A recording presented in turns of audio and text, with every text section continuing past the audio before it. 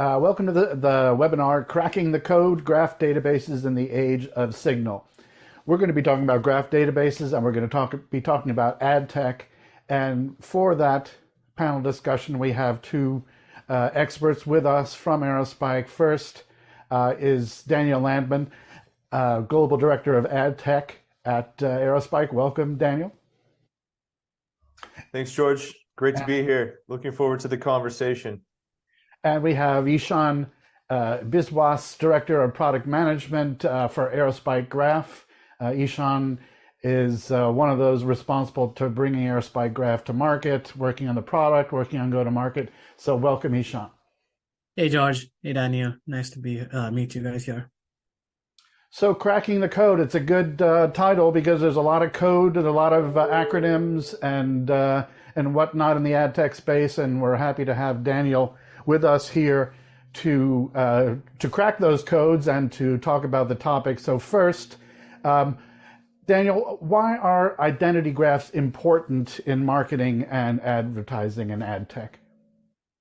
Yeah, I mean, I think it's important to give a little context as to, how we got here and, what I've been a part of in the industry up to this point to give everyone a little more historical context. So, I've been in the industry for over a decade now, helped grow and scale a couple mobile programmatic exchanges.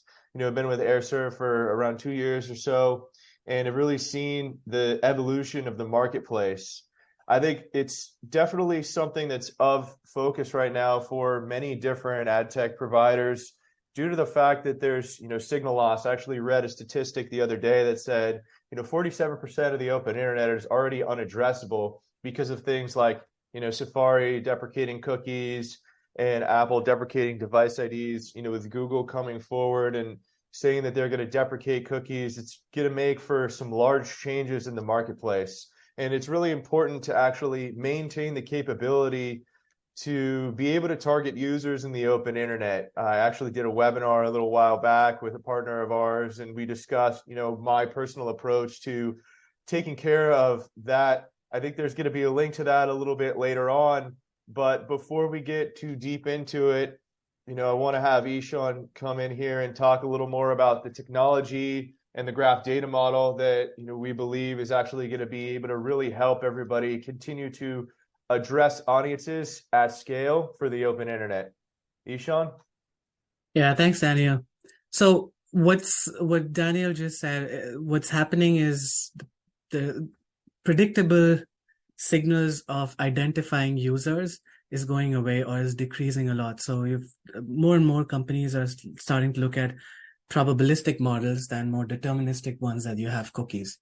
So with that, what you can use a graph data model for is you can get a holistic customer view. So you can consolidate views from different touch points that you have with your customer. You can do cross-device tracking or consolidate individuals from multiple signals you're seeing in the open internet. And this 360-degree view allows marketers to understand the customer behavior more comprehensively, allowing them to tailor more personalized and effective campaigns. The other thing you can do is, I can mention briefly, is you can use these graphs to do cross-device tracking, even in the absence of cookies and deterministic signals. So you get a much more holistic view. On the demand side, then you can do better attribution modeling and ad campaign measurement to optimize your marketing spend. So all across the board in the ad tech and martech space, graphs really allow you to very simply model your customer behavior and customer journeys and optimize your ad spend and provide personalized advertising. So to kind of summarize all of this, graph data, people have started to look at graph database technologies that can process enormous amounts of data and get access to that in milliseconds and do that with predictable latencies. That's what people really want.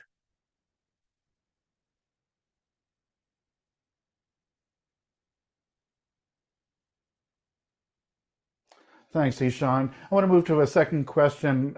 We've been talking about cookie deprecation and coming cookie apocalypse and all that stuff. We've heard it for a few years now. Daniel, can you put into perspective, kind of what does it mean for the leading ad tech companies, practically speaking? Yeah, I mean, I think it goes back to some of the things that Ishan touched on, right? You have to focus on ROAS. I think that there's, media mix modeling that's coming into the conversation a lot more. For those on the call who don't know what ROAS is, it's return on advertiser spend. It's a metric that you could track in order to understand how the dollars that you're spending is helping you grow top line. I think it's something else to touch on as well is, Ishan mentioned attribution, and, a lot of the times people have been using last click attribution, and working with multi-touch attribution now with signal loss is becoming ever more challenging. As Ishan alluded to, the ability to leverage probabilistic models to sort of understand the customer journey through their user flow and see how they're interacting with the ad creatives and the units that you are pushing out into the ecosystem dependent on channel is going to be really important. And I think the companies who are most effective are going to be able to holistically look at that customer journey, pull in signals from everywhere and anywhere that they possibly can in what I like to call the layer cake approach, leaning into first-party data and second-party data and third-party data wherever you can get it as signal loss continues, then moving down the chain into things like probabilistic and attention. For the buy side explicitly, you have the ability to sort of go wider, right? But with the attribution of these media impressions, it's important to continue to focus on the deterministic data. The farther you get away from the deterministic data on the attribution front, the more speculative that measurement becomes. And doing things like panels or brand lift surveys, I think can help fill those gaps. But either way, you have to continue to look at the maximum amount of data possible. And I personally believe if you do it in a shorter period of time, you can make more effective decisions. And through making more effective decisions, you can change direction or optimize creatives faster at scale. So hope that helps clarify, George. Yes. So I guess the obvious question for Ishan then is, how do graph databases in particular help with that?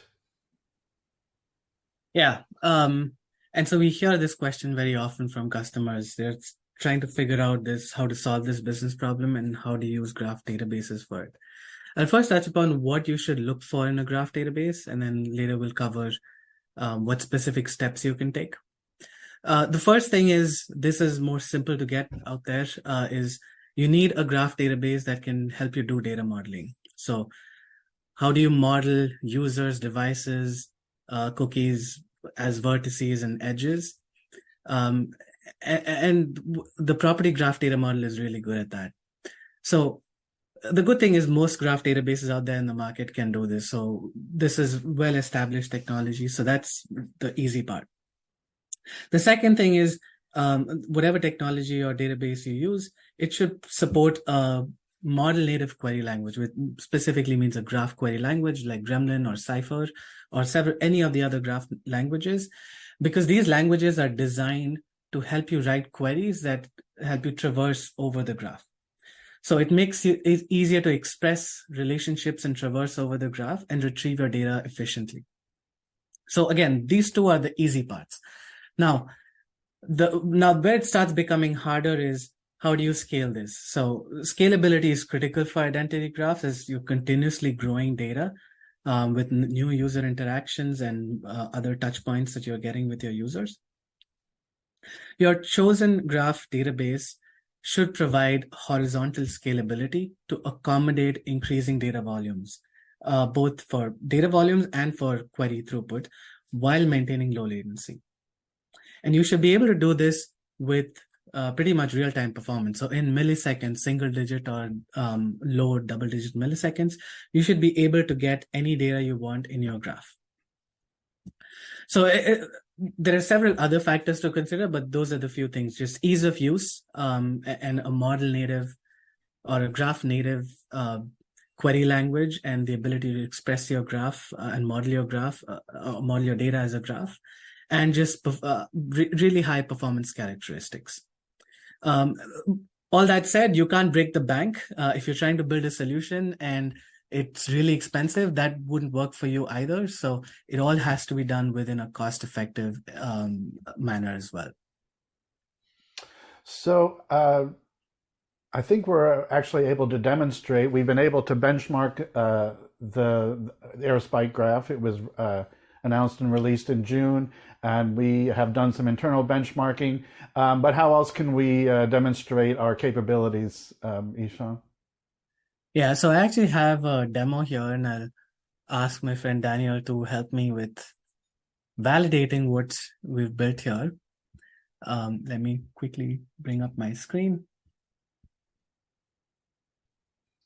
So Ishan, is what you're going to show us actually representative of the real world? I'm going to ask you that as a question, so you tell me. This is what I've learned from talking to our customers, but what I've done here is built a data set that models an identity graph. So you have a person and there are multiple attributes of that person that I've got from multiple different data sources. So like you talk to multiple customers as well, and you're more in tune with the AdTech space. You tell me, does this look like what you see most people do? So what I have here is a person, and just for fun, I've modeled like what dessert this person likes, what vehicle this person drives, what devices this person has, also what household this person is a part of. Do you think this kind of data modeling is helpful in the AdTech space? Yeah, I mean, absolutely. From my experience throughout years being in the industry, when you're stitching data together, it's important to understand, the psychographic and demographic data of said individual that you're targeting for advertising purposes. And the reason for that is because you can do different things like, household targeting or dynamic creative optimization, for instance, to better elicit responses from them. And it's important to sort of pull all the information that you can together to round out the picture of that individual, because, if you're, targeting soda drinkers for the sake of discussion, and that information isn't appended to the specific identifier that one has, or a set of identifiers that one has for said individual, it makes it challenging to include them in the audience segment. So it's really important to try to get, in my opinion, as much data as you can within the realms of possibility to make the most effective decisions at scale for audience targeting. Okay. So I want to talk about scale for a moment. I'm staggered by some of the customers that we have in the space. One of our ad tech customers mentioned that they do more database transactions in a day than NASDAQ, New York Stock Exchange, and Visa does in a month. Just staggering numbers and very high requirements for availability and latency.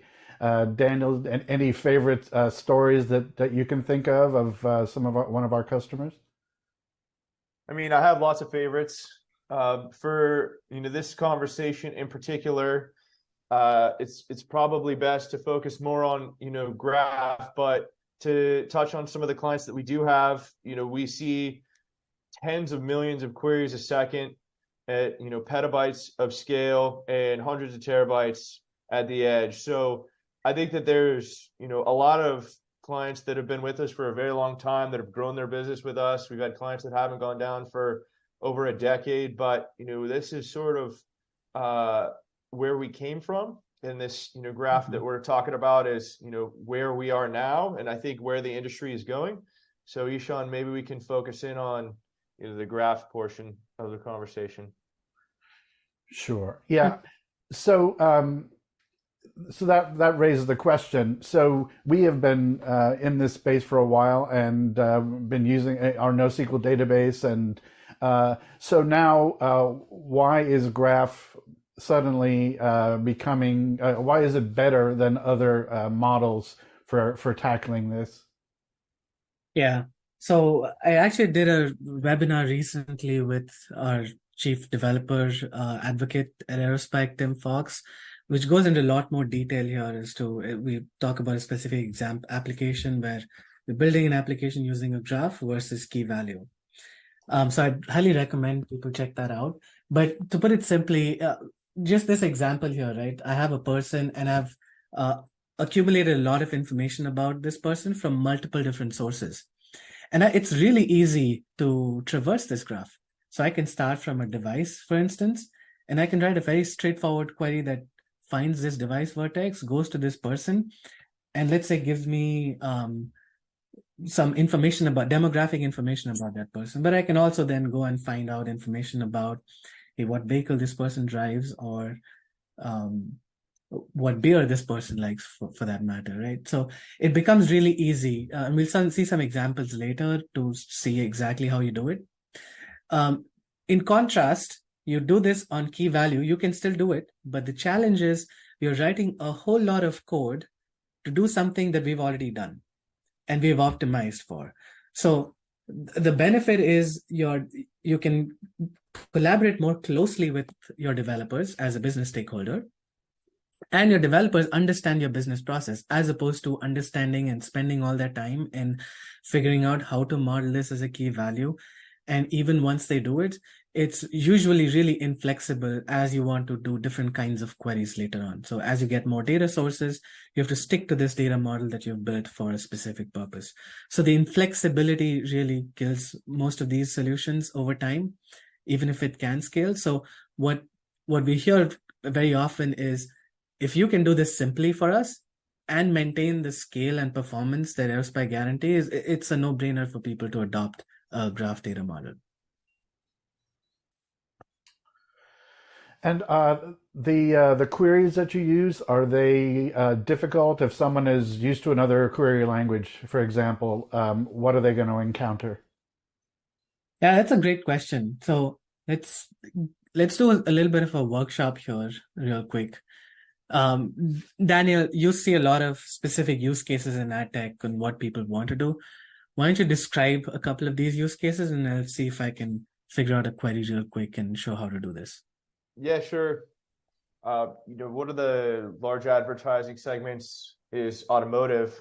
And, let's say I'm a car company and I want to understand what's the best way to show a creative to someone. Okay, let's try that. So, lost my share. Let me share again.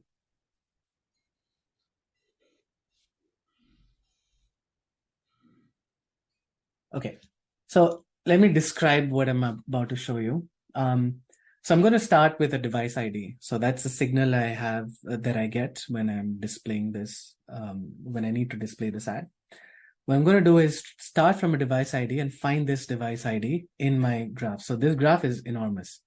Like this just shows a very small subsection of the graph, but this has like thousands of people with hundreds of edges between them, connecting different components or information about the person.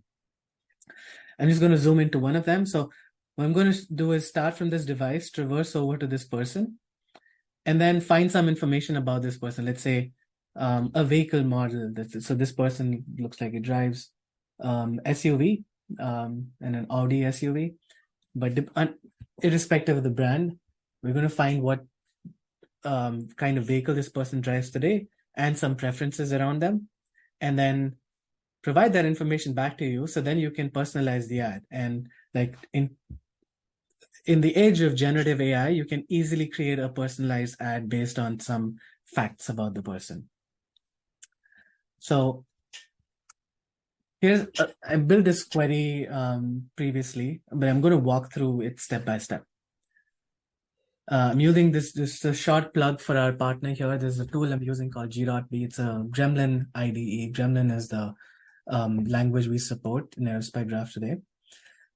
So I'm going to find this person. So G.B and has device ID. That's the common way to express finding a vertex with a certain device ID. So let's run this part of the query first. And I can see a visual view of this. So I have found this device ID. Now I want to traverse into the person. So remember, the device ID is the edge vertex, and that's connected to a person. So I'm going to click on this, and that's going to take me to the person vertex. From this person vertex, I'm going to find out, just for fun, what kind of dog this person has, what music this person likes, and what kind of car this person drives today. So I'm going to run this and I'll find all the information, these specific pieces of information. So looks like this person likes Billy Idol and flute, and has two cars. One is a minivan and the other one is a wagon. So, and also this looks like this person has Pembroke puppy, his name is Marley. So now it's really easy for me to get all of this information. So I can run this query really quick. And so I can get all of this information programmatically. I'm just showing this step by step, but you can embed this in your application and you get this programmatically. You pick the information from here, throw it into a generative AI model, and you can very easily create a personalized ad in a matter of milliseconds or seconds when you're creating a creative. So that's just one example of what you can do with this. Hey, Ishan, quick question. As you're going through this, I'm thinking, how can you tell which car they are looking for? Is that possible? Or do you have to make the assumption that they're looking for a car? So that just depends on the signal that you have. If that person is on your website looking for a car, that's a signal that you've got. And so now you can get all this information about this person. So you already know this person has a minivan and a wagon. And you know the fact that this person is on your website looking and researching about cars. So you can give them options and see what eventually leads to convert. So there's a lot of, there's really, the message here is you can do a lot of fast iterations and eventually lead to a high conversion rate. That's super helpful. Thank you. So let's talk, give me another example of, like, someone's not into cars. Give me another example and we can try that out. Yeah, sure. I mean, it's starting to be fall, and I think everybody enjoys a pumpkin spice latte every now and again. So maybe we could take a look at a household of individuals and see which ones drink pumpkin spice lattes. Okay, let's try that. One thing I wanted to show here in the previous example, I'm showing how long this query took. This took 7 milliseconds to do this 2-hop query. With Aerospike, what you can expect is you'll get this 7 millisecond or even lower perhaps, no matter what your data size is. So whether you have 1 terabyte or you have 100 terabyte of data, you'll get this kind of performance. Now that's really powerful because now you can glom a lot of data together about the person and get a lot of value out of it. So let's talk about this example. So what I'm going to do is go back to this instance or this identity graph of one person. Now I know that this person is associated to a household. So what I'll do is I'll start from a device ID. That's my signal to see who this person might be. Go to this person, go to this household, and then see who are the other people in this household. Find out what coffee preferences they have. So I don't know if this person has coffee, but looks like this person doesn't have a coffee vertex associated, but let's find another one that does.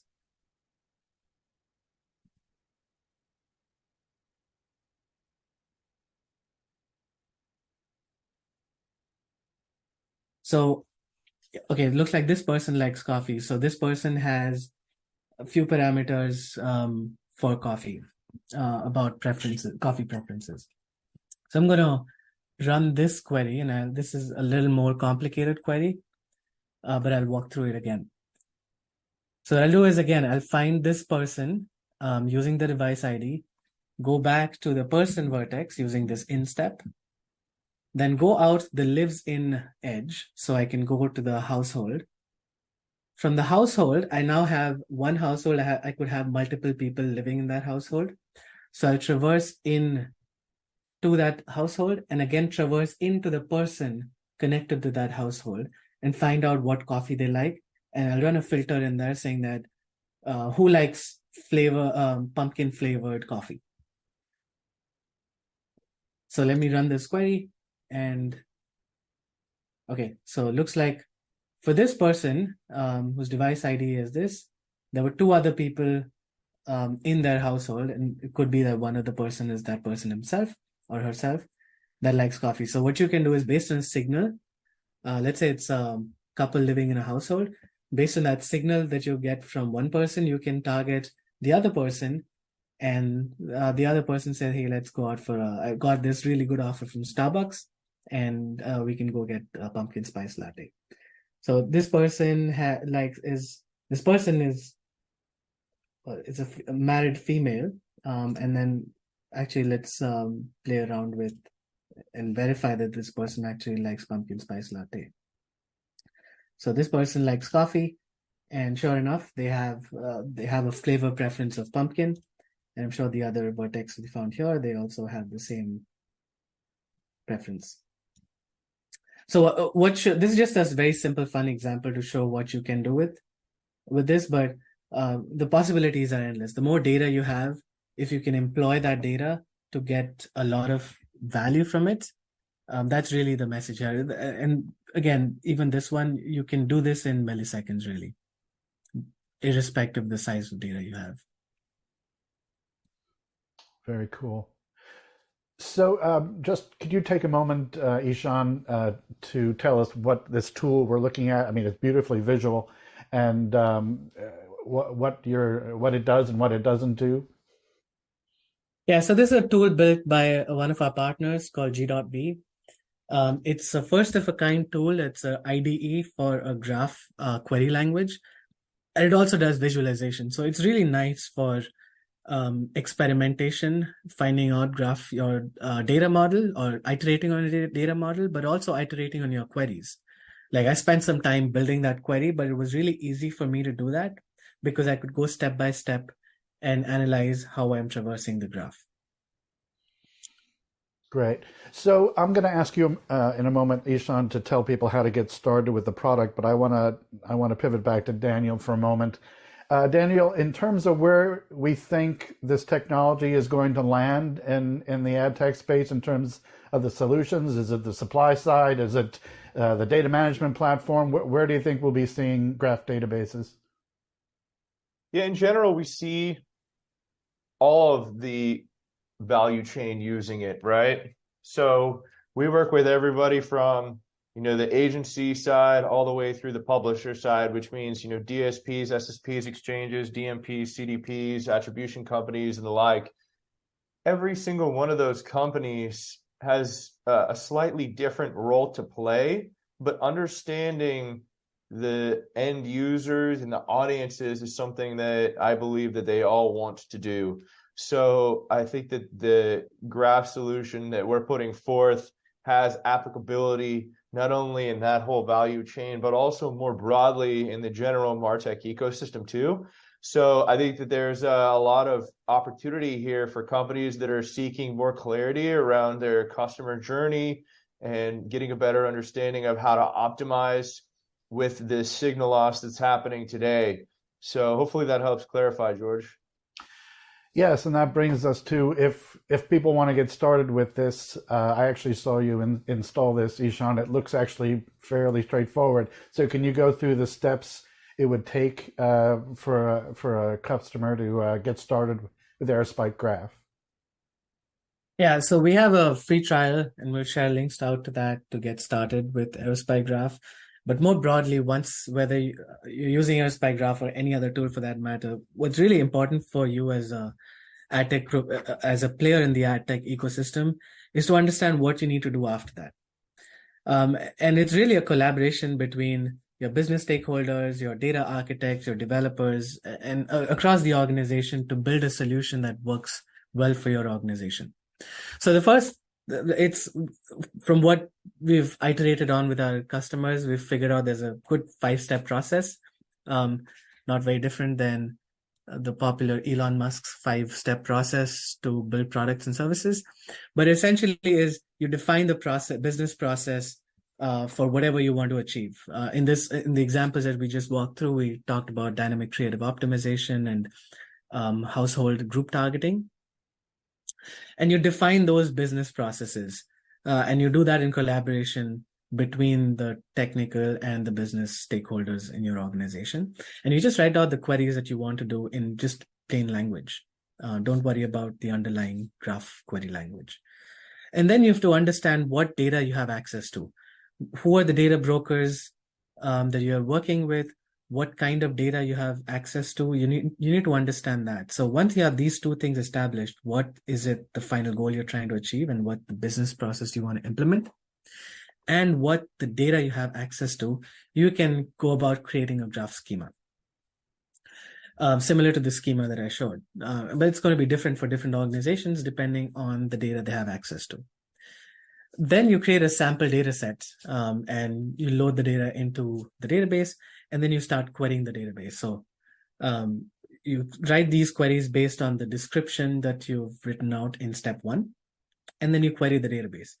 And you have to iterate on this a few times because you're not going to get it right the first time. You have to iterate step 1 to step 5 a few times till you get the desired performance goals. And then once you're happy with what you've established, you automate and scale. So you then bring in all of your data that you have, embed these in your applications, these queries in your applications, and scale and put it out there. So that's there are obviously a lot of nuances to each of these, but that's in general a good 5-step process you can follow to get started. Great. Well, that brings us to the end of our prepared part of this webinar. Before we go into questions and answers, just want to reiterate, this has been Cracking the Code, Graph Databases in the Age of Signal from your friends at Aerospike. And it's been Daniel Landsman and Ihsan Biswas. Sorry, Ihsan, slaughtering your name. So that brings me to the questions. So the first is for Daniel. What is the level of urgency you're seeing to figure out this problem and counter signal loss, as you put it?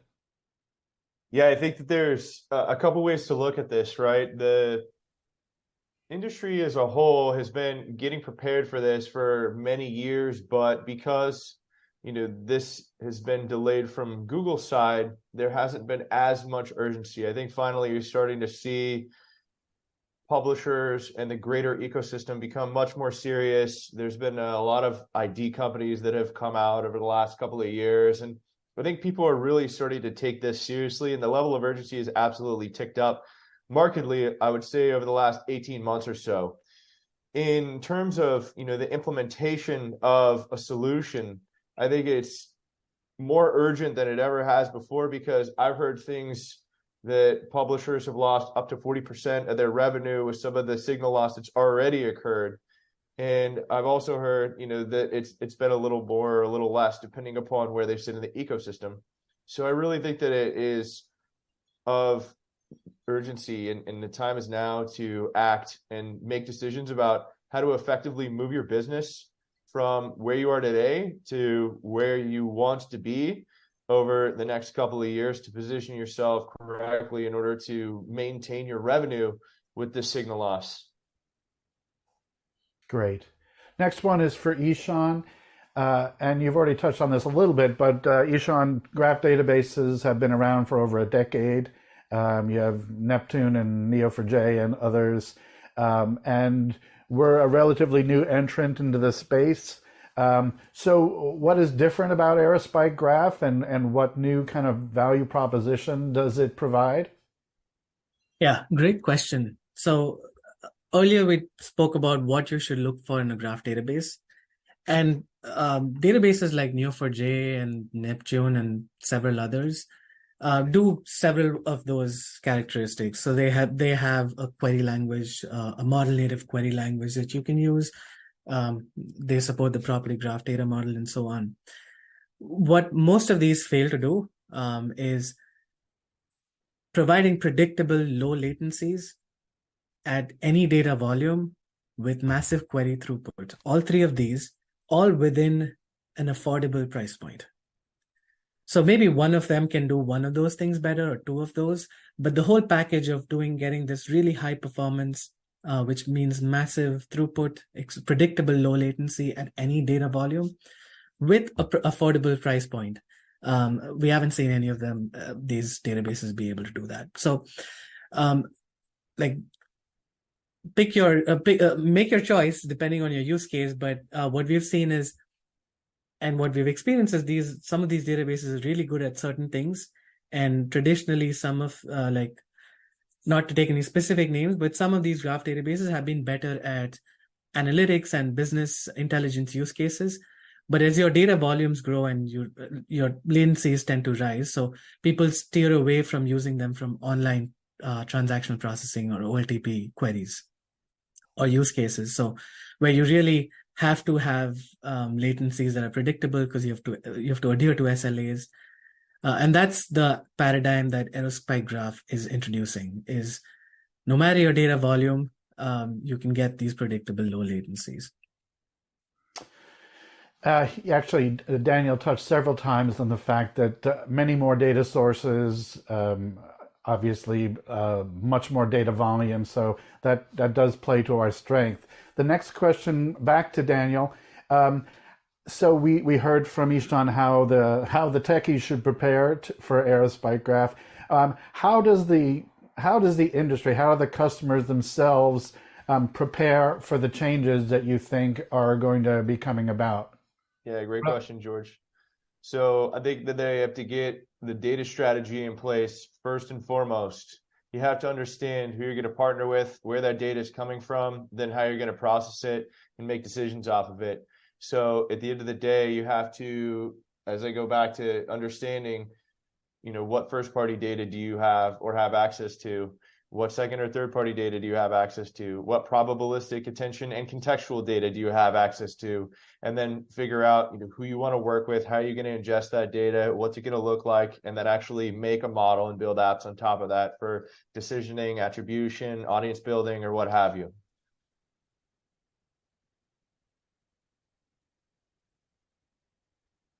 Great answer, thank you. That kind of brings us to the end of the prepared questions. I want to just cover the additional resources you see on the screen. You can try Aerospike Graph for free for 60 days. I believe that does include G.V. So that's a good way to get started. There's a nice longer demo that we've videoed of Ishan and Aerospike Graph. It's a good one. The web page has a lot of stuff on it. We actually have a big new white paper coming this week, and where we're going to be publishing the panel discussion on Aerospike Graph from Aerospike Summit. And then some more thoughts from Daniel on identity resolution. Daniel has another blog, so good stuff all around. I would definitely recommend going to the Aerospike product page and checking out. There's a bunch of other stuff there. So any final thoughts, Ishan? I'll start with Ishan. What are your final thoughts? What should people expect? Oh wow, okay. So I would say like a lot of things that we saw in this that we said and that you saw might seem unbelievable to several people because people just haven't seen the solution out there as much. So my call to action to anyone listening to this or everyone listening to this is try us out. Try the 60-day trial, or sign up for the 60-day trial, get access to Aerospike Graph and try it out and see for yourself. Great. And same question to you, Daniel. What do you think people should in the AdTech space take away from today's webinar? I appreciate you asking. So I would say, get the data that you can, do what with it you can, and continue to expand that data footprint as much as possible, as quickly as possible. And obviously, I echo Ishan's sentiments, but it's about being able to get the data and operationalize that data, which I'd argue Aerospike is the best at. So hopefully that helps clarify. Yes, very much. Well, I want to thank you both for participating. You guys have been watching Cracking the Code, Graph Database in the Age of Signal, a webinar from Aerospike, and we're going to end it right there. Thanks very much for your time. Thanks, everybody. Thanks.